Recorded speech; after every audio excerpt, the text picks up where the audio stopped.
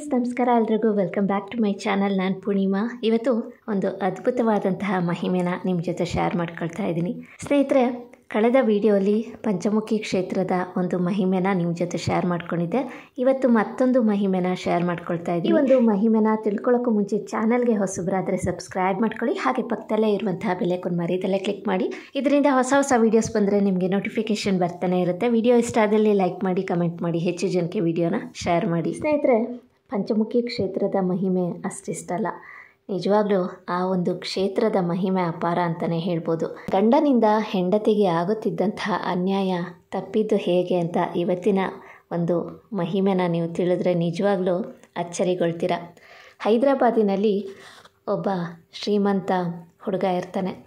ಅವನು ಬಡ ಹುಡುಗಿಯನ್ನು ಪಂಚಮುಖಿ ಕ್ಷೇತ್ರಕ್ಕೆ ಬಂದು ಮದುವೆ ಮಾಡ್ಕೊಳ್ತಾನೆ. ಅವನು ಮದುವೆ ಆಗಿರುವಂತಹ ವಿಷಯ ಅವರ ಮನೆಯಲ್ಲಿ ಯಾರಿಗೂ ಗೊತ್ತಿರೋದಿಲ್ಲ. ಅಂದರೆ ಅವರ ಅಪ್ಪ ಅಮ್ಮನಿಗೆ ಕೂಡ ಗೊತ್ತಿರೋದಿಲ್ಲ. ಕೆಲವು ದಿನಗಳ ನಂತರ ಏನಾಗುತ್ತೆ, ಹಿರಿಯರ ಒತ್ತಡದಿಂದಲೋ ಅಥವಾ ವ್ಯಾಮೋಹ ತೀರಿತೆಂದೋ ಮತ್ತೊಬ್ಬಳನ್ನು ಮದುವೆ ಆಗಲು ಅವನು ಪ್ರಯತ್ನ ನಡೆಸ್ತಾ ಇರ್ತಾನೆ.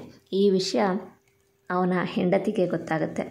ಅವಳು ಕೋರ್ಟ್ ಮೆಟ್ಟಲು ಹತ್ತುತ್ತಾಳೆ. ಅವಳಿಗೆ ಸಮಸ್ಯೆ ಏನಾಗಿರುತ್ತೆ ಅಂದರೆ, ಅವಳು ಮದುವೆ ಮಾಡ್ಕೊಂಡಿರೋದಕ್ಕೆ ಅವಳ ಹತ್ರ ಯಾವುದೂ ಕೂಡ ಸಾಕ್ಷಿ ಇರೋದಿಲ್ಲ. ಹಾಗಾಗಿ ಇಲ್ಲಿ ವಿಚಾರಣೆ ಅನ್ನೋದೇನೋ ವಿಳಂಬವಾಗ್ತಾನೇ ಇರುತ್ತೆ. ಹಾಗಾಗಿ ಅವಳಿಗೆ ಕೂಡ ತುಂಬಾ ಬೇಜಾರಾಗಿರುತ್ತೆ. ಮತ್ತೆ ಪಂಚಮುಖಿ ಕ್ಷೇತ್ರಕ್ಕೆ ಬರ್ತಾಳೆ. ಅಲ್ಲಿ ಬಂದು ಸ್ವಾಮಿಯ ಸನ್ನಿಧಾನದಲ್ಲಿಯೇ ನಡೆದಂತಹ ಒಂದು ಮದುವೆ ಏನಿರುತ್ತೆ, ಈ ರೀತಿ ಆಯ್ತಲ್ಲ ಅಂತ ತುಂಬಾ ದುಃಖ ಪಡ್ತಾ ಅವಳು ಆತ್ಮಹತ್ಯೆ ಮಾಡ್ಕೋಬೇಕು ಅಂತ ಪ್ರಯತ್ನಿಸ್ತಾಳೆ. ಅದೇನು ಆಶ್ಚರ್ಯವೋ ಗೊತ್ತಿಲ್ಲ, ಅವಳು ಕುಡಿಯಲು ಕೈಗೆತ್ಕೊಂಡಂತಹ ಒಂದು ವಿಷದ ಬಾಟಲ್ ಏನಿರುತ್ತೆ ಅದನ್ನು ಒಂದು ಕೋತಿ ಬಂದು ಅವಳಿಂದ ಕಸ್ಕೊಂಡು ಅದನ್ನು ದೂರ ಬಿಸಾಕುತ್ತೆ. ಇವಳಿಗೂ ಕೂಡ ತುಂಬ ಆಶ್ಚರ್ಯ ಅನಿಸುತ್ತೆ. ಮಾರನೇ ದಿನ ಅವಳು ತೀರ್ಪು ಕೊಡಬೇಕಾಗಿದೆ ಅಂತ ಹೈದರಾಬಾದ್ಗೆ ಹೋಗ್ತಾಳೆ. ಇವಳು ಏನು ಊಹೆ ಮಾಡಿರ್ತಾಳೆ ಅಂದರೆ, ಗಂಡ ಅಂತೂ ತುಂಬ ರಿಚ್ ಆಗಿರ್ತಾನೆ, ಯಾರಾದರೂ ಫೇಮಸ್ ಲಾಯರನ್ನು ಇಟ್ಟು ದುಡ್ಡು ಕೊಟ್ಟು ಅವನ ಹಾಗೆಯೇ ತೀರ್ಪು ಬರೋ ಹಾಗೆ ಮಾಡ್ಕೊತಾನೆ ಅಂತ ಇವಳು ಊಹೆ ಮಾಡಿರ್ತಾಳೆ. ನಿಜವಾಗ್ಲೂ ನಾವು ಅಂದ್ಕೊಳ್ಳೋದೇ ಬೇರೆ, ಆದರೆ ಭಗವಂತನ ಇಚ್ಛೆನೇ ಬೇರೆ ಇರುತ್ತೆ. ಇಲ್ಲಿ ಒಂದು ಮಹಿಮೆ ಕೂಡ ನಡೆಯುತ್ತೆ. ಅದೇನು ಅಂದರೆ, ರಾತ್ರಿ ಕನಸಿನಲ್ಲಿ ನ್ಯಾಯಾಧೀಶರಿಗೆ ಒಂದು ಕೋತಿ ಕಾಣಿಸ್ಕೊಳ್ಳುತ್ತೆ. ಅದು ಏನೋ ಹೇಳ್ದ ಹಾಗೆ ಅವ್ರಿಗೆ ಭಾಸವಾಗುತ್ತೆ.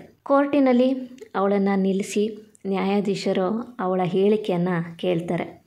ಅವಳು ತನ್ನ ಮದುವೆ ರಾಯಚೂರು ಜಿಲ್ಲೆಯ ಪಂಚಮುಖಿ ಆಂಜನೇಯ ಸ್ವಾಮಿ ಸನ್ನಿಧಾನದಲ್ಲಿ ನಡೀತು ಅಂತ ಹೇಳ್ತಾಳೆ. ನ್ಯಾಯಾಧೀಶರಿಗೆ ತುಂಬ ಆಶ್ಚರ್ಯ ಆಗುತ್ತೆ. ರಾತ್ರಿ ತನ್ನ ಕನಸಿನಲ್ಲಿ ಕಾಣಿಸಿಕೊಂಡ ಮಾರುತಿ ಇದನ್ನು ಹೇಳಿರಬಹುದು ಅಂತ ಅವರು ಅಂದ್ಕೊಳ್ತಾರೆ. ಹಾಗಾಗಿ ಅವಳಿಗೆ ಅನುಕೂಲವಾಗಿ ತೀರ್ಪನ್ನು ನೀಡ್ತಾರೆ. ಆ ಯುವಕನನ್ನು ಎಚ್ಚರಿಸಿ ಅವಳನ್ನು ಮತ್ತೆ ಸ್ವೀಕರಿಸುವಂತೆ ನ್ಯಾಯ ನಿರ್ಣಯವನ್ನು ಕೊಡ್ತಾರೆ. ಇದರಿಂದ ಅವಳಿಗೆ ತುಂಬಾ ಸಂತೋಷ ಆಗುತ್ತೆ.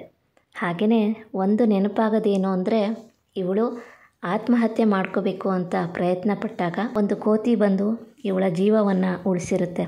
ಅಂದರೆ ಇವಳಿನೇನು ವಿಷ ಕುಡಿಬೇಕು ಅನ್ನೋ ಅಷ್ಟೊತ್ತಿಗೆ ಒಂದು ಕೋತಿ ಬಂದುಬಿಟ್ಟು ಏನು ಆ ಒಂದು ವಿಷದ ಬಾಟಲನ್ನು ಎಸೆಯುತ್ತಲ್ಲ, ಅದೇ ನೆನಪಾಗುತ್ತೆ ಅವಳಿಗೆ. ಹಾಗೆಯೇ ಅಲ್ಲಿನ ಯಾತ್ರಿಕ ಭಕ್ತರು, ಅಮ್ಮ ನೀನು ಧೈರ್ಯವಾಗಿರು, ನಿನಗೇನೂ ಆಗಲ್ಲ, ಆಂಜನೇಯ ಸ್ವಾಮಿಯ ಸನ್ನಿಧಾನದಲ್ಲಿ ನಿನ್ನ ಮದುವೆ ಆಗಿದೆ, ಸುಪ್ರೀಂ ಕೋರ್ಟ್ಗೆ ಹೋದ್ರೂ ಅಷ್ಟೇ ನ್ಯಾಯಾಧೀಶರು ನಿನ್ನ ಪರವಾಗಿಯೇ ನಿನಗೆ ತೀರ್ಪು ಕೊಡ್ತಾರೆ, ಧೈರ್ಯವಾಗಿರು ಅಂತ ಹೇಳಿದ ಮಾತು ಆವಾಗ ಅವಳಿಗೆ ನೆನಪಾಗುತ್ತೆ.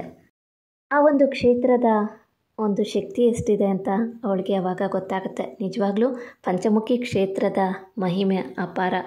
ಸ್ವಾಮಿಯನ್ನು ಭಕ್ತಿಯಿಂದ ಪೂಜೆ ಮಾಡಿದ್ರೆ ಸಾಕು, ನೆನೆದ್ರೆ ಸಾಕು, ಎಂತಹ ಒಂದು ಕಷ್ಟ ಇದ್ರೂ ಸ್ವಾಮಿ ಅದನ್ನು ಖಂಡಿತವಾಗ್ಲೂ ಬಗೆಹರಿಸ್ತಾರೆ. ಸ್ನೇಹಿತರೆ, ಆ ಯುವಕನೂ ಕೂಡ ತುಂಬ ಪಶ್ಚಾತ್ತಾಪ ಪಡ್ತಾನೆ, ಮತ್ತೆ ಅವಳನ್ನು ಸ್ವೀಕರಿಸ್ತಾನೆ. ಅವರ ಜೀವನ ತುಂಬಾ ಚೆನ್ನಾಗಿರುತ್ತೆ.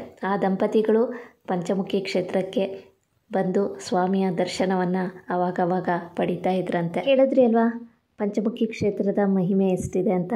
ಮುಖ್ಯ ಪ್ರಾಣ ದೇವರ ಮಹಿಮೆ ಅಪಾರವಾದದ್ದು. ಮುಖ್ಯ ಪ್ರಾಣ ದೇವರನ್ನು ಶ್ರದ್ಧೆ ಭಕ್ತಿಯಿಂದ ಪೂಜೆ ಮಾಡಿದ್ರೆ ಸಾಕು, ನಮ್ಮ ಕಷ್ಟಗಳೆಲ್ಲ ನಿವಾರಣೆ ಆಗುತ್ತೆ. ಮುಖ್ಯ ಪ್ರಾಣ ದೇವರ ಅನುಗ್ರಹ ಪ್ರತಿಯೊಬ್ಬರಿಗೂ ಖಂಡಿತವಾಗ್ಲೂ ಬೇಕೇ ಬೇಕು. ನಿಜ ಹೇಳಬೇಕು ಅಂದರೆ ಜೀವನದಲ್ಲಿ ಸಾಕಷ್ಟು ಸಮಸ್ಯೆಗಳು ಬರುತ್ತೆ. ಸಮಸ್ಯೆಗೆ ಪರಿಹಾರ ಅನ್ನೋದು ಖಂಡಿತ ಇದ್ದೇ ಇರುತ್ತೆ. ಅದಕ್ಕೋಸ್ಕರ ನಾವು ತಾಳ್ಮೆಯಿಂದ ಕಾಯಬೇಕಾಗತ್ತೆ. ಭಗವಂತರನ್ನು ನಂಬಿದ್ರೆ ಆ ಭಗವಂತ ನಮ್ಮ ಜೊತೆ ನಿಂತು ಸಮಸ್ಯೆಗೆ ಪರಿಹಾರವನ್ನು ಖಂಡಿತವಾಗ್ಲೂ ಕೊಟ್ಟೇ ಕೊಡ್ತಾರೆ. ಅದಕ್ಕೆ ಈ ಮಹಿಮೆನೇ ಸಾಕ್ಷಿ ಅಂತ ಹೇಳ್ತೀನಿ. ನಾವು ಏನು ಅಂದ್ಕೊಂಡ್ರೂ ಭಗವಂತನ ಇಚ್ಛೆ ಬೇರೆ ಇದ್ದೇ ಇರುತ್ತೆ. ಹಾಗಾಗಿ ನಾವು ತಾಳ್ಮೆಯಿಂದ ಕಾಯಬೇಕಾಗತ್ತೆ.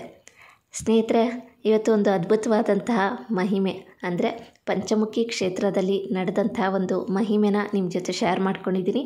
ಈ ಒಂದು ಮಹಿಮೆ ನಿಮ್ಗೆ ಹೇಗೆ ಅನ್ನಿಸ್ತು ಖಂಡಿತ ಕಮೆಂಟ್ ಸೆಕ್ಷನಲ್ಲಿ ತಿಳಿಸಿ. ಇನ್ನಷ್ಟು ಒಳ್ಳೊಳ್ಳೆ ವೀಡಿಯೋಸ್ಗಳಿಗಾಗಿ ಚಾನಲ್ನ ಸಬ್ಸ್ಕ್ರೈಬ್ ಮಾಡ್ಕೊಳ್ಳಿ. ವಿಡಿಯೋ ಇಷ್ಟ ಆದಲ್ಲಿ ಲೈಕ್ ಮಾಡಿ, ಕಮೆಂಟ್ ಮಾಡಿ, ಹೆಚ್ಚು ಜನಕ್ಕೆ ವಿಡಿಯೋನ ಶೇರ್ ಮಾಡಿ. Thank you for watching.